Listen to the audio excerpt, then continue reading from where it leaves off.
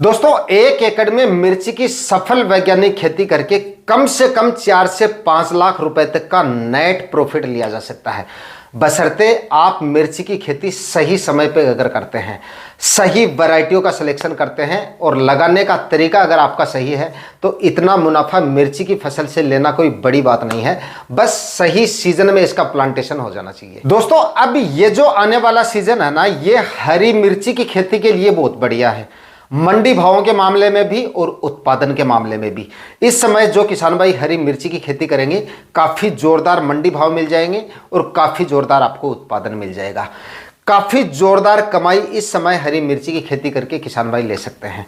तो आज के इस वीडियो में हम बात करेंगे हरी मिर्ची की सफल वैज्ञानिक खेती के बारे में।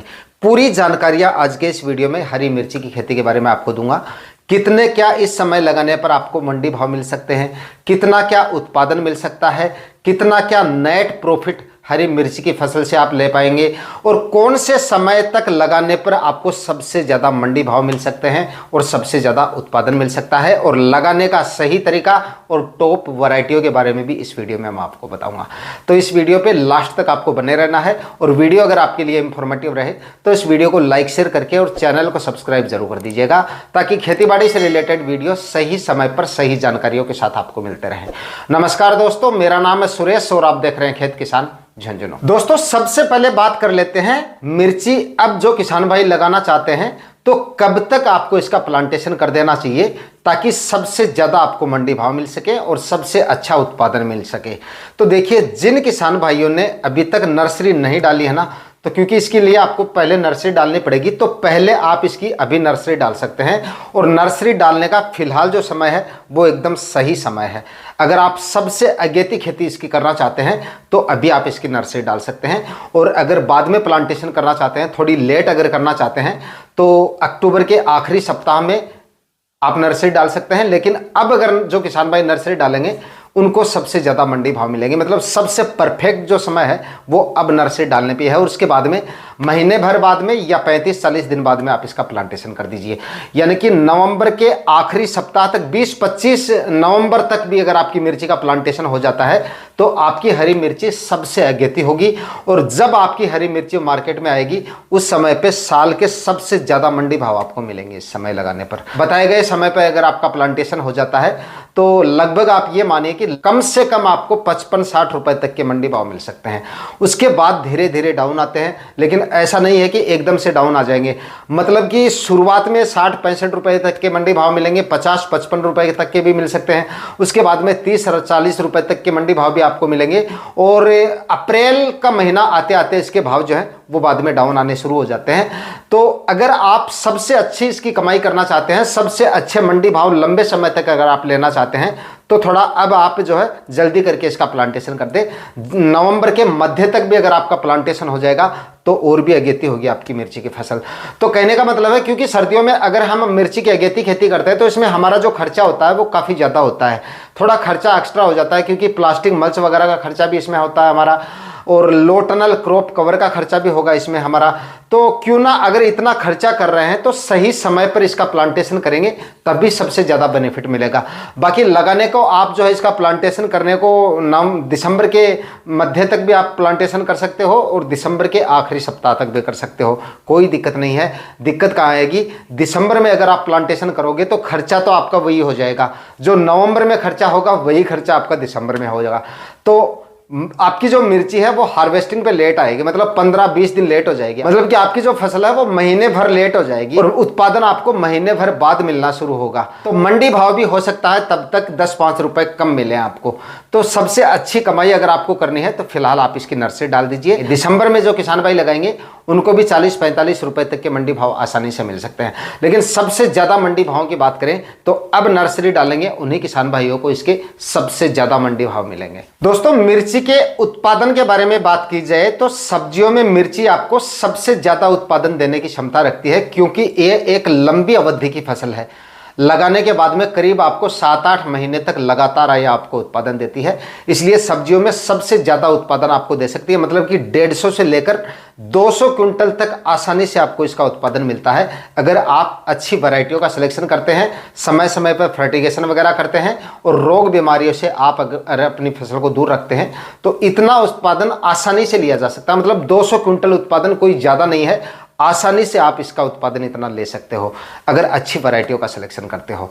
टोटल मुनाफे की बात की जाए तो अगर 20-25 रुपए के मंडी भाव, एवरेज मंडी भाव, हालांकि शुरुआत में काफ़ी ज़्यादा आपको मंडी भाव मिलते हैं लेकिन बाद में डाउन भी हो जाते हैं, 8-10 रुपए के मंडी भाव भी आ जाते हैं, 5-6 रुपए तक के मंडी भाव भी आ जाते हैं मिर्ची के। ऐसा नहीं है कि पूरे साल भर पूरी सीजन में आपको जो है 60-70-50-60 या 40-50 रुपए के मंडी भाव मिलते रहेंगे। जहाँ पे 60-65 रुपए के मंडी भाव मिलेंगे वहीं पर आपको 30-40 रुपए के मंडी भाव भी मिलेंगे, 20-25 रुपए के मंडी भाव भी मिलेंगे, 10 से 15 रुपए के मंडी भाव भी मिलेंगे और 5 से 6-7-8 रुपए के मंडी भाव भी मिल सकते हैं, क्योंकि ये एक लंबी अवधि की फसल होने की वजह से हर टाइप के मंडी भाव आपको मिल जाएंगे 7-8 महीने में।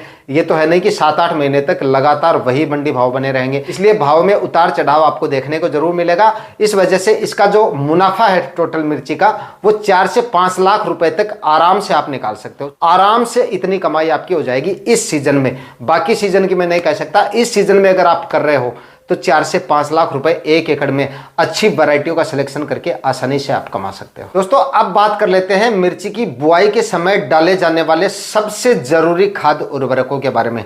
तो देखिए, मिर्ची एक लंबी अवधि की फसल है, जैसा कि मैंने आपको बता दिया। इस वजह से इसमें आपको खाद उर्वरक काफ़ी अच्छी मात्रा में डालने पड़ेंगे और खाद उर्वरक बुआई के समय अच्छी मात्रा में डालने के साथ साथ फर्टिगेशन भी आपको करने पड़ेंगे। मतलब करीब 7-8-9 फर्टिगेशन इसमें आपको करने पड़ सकते हैं, तभी आपको लंबे समय तक आपको उत्पादन दे पाएगी। वरना अगर आप बेसल डोज में अच्छे खाद्य उर्वरक अच्छी मात्रा में नहीं डालेंगे तो 3-4 महीने आपको मुश्किल से उत्पादन मिलेगा। उसके बाद में आपके जो प्लांट हैं वो कमज़ोर हो जाएंगे, फसल आपकी वीक हो जाएगी और उसके बाद में आपको उत्पादन उतना ज़्यादा नहीं मिल पाएगा।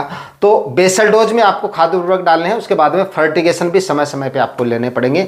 फर्टिगेशन के वीडियो हम आगे बना देंगे।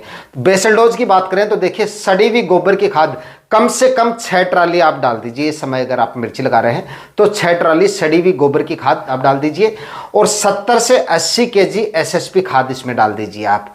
इसके साथ ही लगभग आप ये मानिए कि 25 केजी यूरिया खाद आपको डालना है और 40 केजी म्यूरेट ऑफ पोटाश आपको लेना है। ये खाद उर्वरक डाल दीजिए और उसके बाद में आखिरी कल्टीवेशन करके और 4-4 फीट की दूरी पर आपको बेड बनाने हैं। डिस्टेंस आपको अच्छे से मेंटेन रखना है और खरपतवार जो खरपतवार होंगे आपकी फसल में उनको अच्छे तरीके से आपको कंट्रोल करना है। खरपतवारों को कंट्रोल करने के लिए अब अगर आप मिर्ची की खेती करना चाहते हैं तो ज़मीन की तैयारियां शुरू करने से पहले आप जो है अच्छे से ज़मीन का पलेवा कर लें। पलेवा करना ज़रूरी है इस समय पे। वैसे तो आप सूखी मिट्टी में भी ज़मीन की तैयारियां शुरू कर सकते हैं, लेकिन ज़मीन आपकी काफ़ी ज़्यादा हार्ड हो चुकी है, पीछे बारिश वगैरह काफ़ी ज़्यादा हुई है, आपने कोई फसलें भी लगा रखी होंगी, सिंचाई वगैरह भी हुई है, उससे भी ज़मीन काफ़ी ज़्यादा हार्ड हो जाती है। तो उसके बाद आपने डीपली प्लोविंग भी की होगी, वो भी मिर्ची की फसल में करनी ज़रूरी है। तो डीपली प्लोविंग करते हैं तो हार्ड ज़मीन में मिट्टी के टीले विले भी निकल आते हैं, ज़मीन उबड़ खाबड़ भी हमारी हो जाती है। तो एकदम मिट्टी को भुरभुरा करने के लिए पलेवा एक बार आपको जरूर कर देना है, जिससे और भी कई सारे फायदे हो जाएंगे हमारे। खरपतवार के जो बीज हैं, ज़मीन के अंदर खरपतवार के बीज हैं, इस समय उगने वाले सारे जो खरपतवार के बीज हैं वो नष्ट हो जाएंगे अगर आप पलेवा कर देंगे। उसके बाद में 8 से 10 दिन तक ज़मीन को पड़ा रहने दें, ताकि जितने भी खरपतवार के बीज हैं वो बाहर आ जाए। मतलब पूरे खरपतवार के बीज आपके खराब हो जाएंगे। उसके बाद में खरपतवार आपको बिल्कुल भी परेशान नहीं करेंगे। काफ़ी किसान भाई क्या करते हैं, खरपतवारों को खत्म करने के लिए हर्बिसाइड का इस्तेमाल काफ़ी ज़्यादा करते हैं। मैंने कभी भी अपने एक भी वीडियो में हर्बिसाइड इस्तेमाल करने के लिए आपको नहीं कहा है। इससे फसल भी कमज़ोर होती है और ज़मीन का भी आपका सत्यानाश हो जाता है। तो हर्बिसाइड का इस्तेमाल कम से कम या ना के बराबर आप करें। हर फसल में हर्बिसाइड का इस्तेमाल करेंगे तो 2-3 साल से ज़्यादा आप क्रॉप नहीं ले पाएंगे, ज़मीन आपकी पूरी तरह से खराब हो जाएगी। उसके बाद आप कितने खाद उर्वरक डालते रहना, जमीन में पैदावार आपको उतनी अच्छी नहीं मिलेगी। इसलिए हर्बिसाइड का बिल्कुल भी आप इस्तेमाल नहीं करें। निराई गुड़ाई करके आप खरपतवार निकाल सकते हैं या पलेवा करके, जो तरीका अब मैं आपको बता रहा हूं। फिलहाल अगर आप किसी भी तरह की फसल लगा रहे हैं तो आप पलेवा कर दीजिए। उसके बाद में 8-10 दिन तक ज़मीन को पड़ा रहने दें। उसके बाद में ज़मीन की तैयारियां करेंगे तो मतलब खरपतवार होंगे लेकिन ना के बराबर आपको देखने को मिलेंगे। उसके बाद में जमीन को एकदम से सूखा लेना है। ऊपर से 2-3 कल्टीवेशन अगर आप करेंगे, मिर्ची लगा रहे हैं तो कम से कम 3 से 4 कल्टीवेशन करें। तो इतने कल्टीवेशन करेंगे तो मिट्टी को भी आपको भुरभुरा करना है, मिट्टी एकदम भुरभुरी हो जाएगी तो मिट्टी के ऊपर नमी एकदम नहीं रहेगी। उसके बाद खरपतवार सूखी मिट्टी में वैसे ही नहीं उगेंगे। एकदम लगाने से पहले अगर आप बेड बनाएंगे तो बेड बनाते समय मिट्टी को एकदम से भुरभुरा बना लेना है और ऊपर से 2-3 इंच तक आपकी मिट्टी जो है वो सूख जानी चाहिए। उसके बाद में बेड प्रिपरेशन का कार्य शुरू करेंगे तो बेड की क्वालिटी जो होगी वो भी काफी शानदार होगी, यानी कि बेड काफी शानदार क्वालिटी के बनेंगे। बेड की ऊंचाई कम से कम 1 फीट होनी चाहिए और चौड़ाई 3 फीट होनी चाहिए। और इस तरह के जो बेड है वो तभी बनेंगे जब आप मिट्टी को एकदम थोड़ा सूखा के, नमी एक्स्ट्रा जो नमी है जमीन के अंदर पलेवा करने के बाद में जो नमी आएगी उस नमी को पूरी को आपको निकाल देना है अच्छी तरह से। उसके बाद अगर आप बेड बनाएंगे तो बेड की क्वालिटी भी शानदार होगी और खरपतवार भी आपको काफी कम परेशान करेंगे। 4-4 फीट की दूरी पे बेड बनाने हैं। उसके बाद में 25 से 30 माइक्रोन की प्लास्टिक मल्च लगाएं। मिर्ची लगा रहे हैं तो कम से कम 25-30 माइक्रोन की प्लास्टिक मल्च लगाना है, क्योंकि मिर्ची जो मैंने आपको बता दिया काफ़ी लंबी अवधि की फसल होती है। इतने लंबे समय तक अगर आप हल्की क्वालिटी की प्लास्टिक मल्च का इस्तेमाल करेंगे या लोकल प्लास्टिक मल्च का इस्तेमाल करेंगे तो वो 2-3 महीने में फट जाएगी। उसके बाद में खरपतवार भी परेशान करेंगे और उत्पादन पर भी फर्क पड़ेगा और गर्मियों में सिंचाई भी काफ़ी ज़्यादा करनी पड़ सकती है बाद में आपको, क्योंकि अब अगर आप मिर्ची लगा रहे हैं तो फरवरी के लास्ट वीक तक आपको या मध्य तक जो है उत्पादन मिलना शुरू होगा।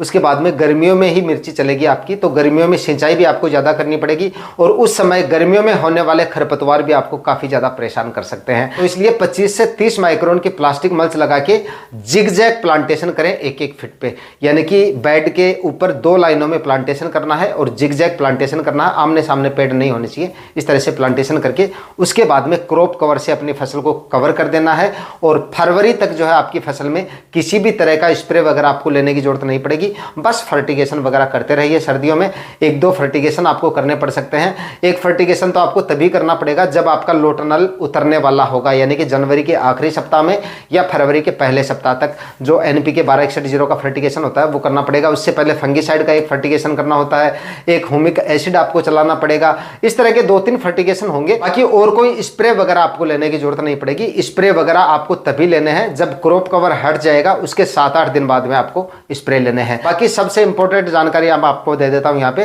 प्लांटेशन से पहले अपनी नर्सरी में करीब 7-8 दिन पहले एक इंसेक्टिसाइड का स्प्रे जरूर निकाल दें और जहां तक हो सके वहां तक अपनी नर्सरी को एकदम हेल्दी और स्वस्थ रखना है।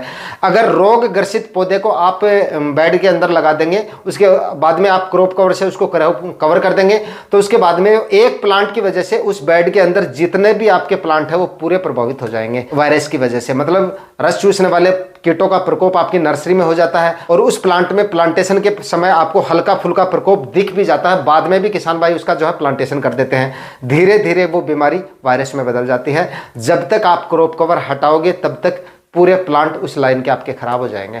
तो नर्सरी में जहां तक हो सके वहां तक 2 स्प्रे आप निकाल दें, हल्के हल्के। एमिडाक्लोप्रिड जो 17.8% में आता है उसके 2 स्प्रे निकाल दें। एक तो जब आपकी मिर्ची की फसल 15 से 20 दिन की अवस्था में आती है तब निकाल दीजिए और दूसरा स्प्रे प्लांटेशन से 6-7 दिन पहले निकाल दीजिए। उसके बावजूद भी अगर कोई प्लांट रह जाता है इस तरह का जिसमें आपको रोग दिखे, रस चूसने वाले कीटों का प्रकोप दिख रहा है, तो उसको भाई हटा देना, प्लांटेशन मत करना उसका। ये सबसे जरूरी ध्यान रखना आपको, वरना आपके काफी ज्यादा प्लांट एक प्लांट की वजह से खराब हो सकते हैं। दोस्तों इस समय में हम जो भी अगेती सब्जियां लगाते हैं, मतलब गर्मियों वाली सब्जियां लगाते हैं, क्रॉप कवर के अंदर लगाते हैं, उनमें खर्चा काफी ज्यादा होने की वजह से हमारा जो रिस्क होता है वो काफी ज्यादा हो जाता है और जो मोटा मोटा खर्चा होता है वो लोटनल का होता है। इस वीडियो में मैं आपको बता देता हूं, काफी नए किसान जो जुड़ते हैं वो बाद में कमेंट वगैरह करते हैं कि भाई लोटनल का खर्चा हमारा कितना होता है। तो मिर्ची की खेती अगर आप कर रहे हो तो 1 एकड़ में लगभग 40 से 45 हजार रुपए तक का आपका जो है लोटनल का खर्चा हो जाएगा अगर अच्छी क्वालिटी का क्रॉप कवर आप इस्तेमाल करेंगे। और तो इतना खर्चा आपका इसका क्रॉप कवर का हो जाता है। उसके बाद में प्लास्टिक मल्च का खर्चा हो जाएगा, बीज का खर्चा, खाद और उर्वरक का, मतलब कि काफ़ी ज़्यादा आपका खर्चा हो जाता है। उसके बावजूद भी मैं आपसे ये कहूँगा कि ज़्यादा एरिया में भी नहीं तो थोड़े से एरिया में आपको जरूर लगाना चाहिए, क्योंकि मिर्ची की फसल में खर्चा होने के बावजूद भी आप में को मतलब रिस्क उतना नहीं होता है इसमें, क्योंकि यह एक लंबी अवधि की फसल है। इसलिए भावों का भी कोई, मंडी भावों का भी कोई ज़्यादा चक्कर नहीं रहता है, क्योंकि ऐसा नहीं है कि मतलब कि शुरुआत में तो देखिए आपको अच्छे मंडी भाव मिल ही जाएंगे, बाद में भी अगर डाउन आ भी जाते हैं तो ऐसा नहीं है कि आपकी फसल महीने 20 दिन में खत्म हो जाएगी और इन्हीं मंडी भाव में आपको अपनी फसल को बेचना पड़ेगा।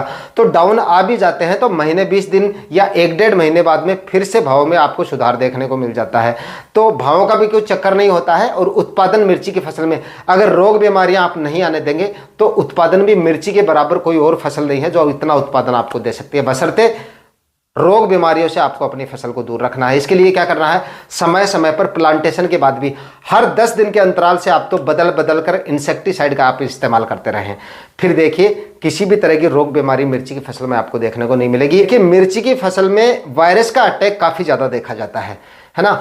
एक बार अगर रस चूसने वाले कीटों का प्रकोप फसल में बढ़ जाता है, उसके बाद में अगर हम ध्यान नहीं देते हैं या कोई स्टेप नहीं लेते हैं तो धीरे धीरे वो जो रोग है वो वायरस में कन्वर्ट हो जाता है। उसके बाद में आसानी से उसको कंट्रोल करना काफ़ी ज़्यादा मुश्किल हो जाता है। और कुछ प्लांट तो इस स्टेज में पहुंच जाते हैं कि वो फिर से मतलब ठीक नहीं हो पाते, उखाड़ के उनको फेंकना ही पड़ता है। इस तरह की सिचुएशन भी आ जाती है। लेकिन इस तरह की समस्या उन्हीं किसान भाइयों को आती है जो अपनी फसल को संभालते नहीं है, ध्यान नहीं देते हैं, रोग बीमारियां देख लेते हैं, उसके बाद भी इग्नोर करते हैं, स्प्रे वगैरह समय पर नहीं करते हैं, फर्टिगेशन वगैरह नहीं करते हैं। मतलब इस तरह की समस्या आपको तभी ज़्यादा देखने को मिलेगी कि बराबर अगर आप अपनी फसल की मॉनिटरिंग करते रहेंगे तो रोग बीमारियां भी आपकी फसल से कोसों दूर रहेंगी। बाकी दोस्तों आज के इस वीडियो में मिर्ची की फसल के बारे में पूरी जानकारियां मैंने इस वीडियो में आपको देने की कोशिश की है। फिर भी अगर आपके मन में कोई सवाल है तो कमेंट सेक्शन में आप पूछ सकते हैं। आज के वीडियो में इतना ही, मिलते हैं किसी और वीडियो में नए टॉपिक के साथ। तब तक के लिए जय हिंद, वंदे मातरम।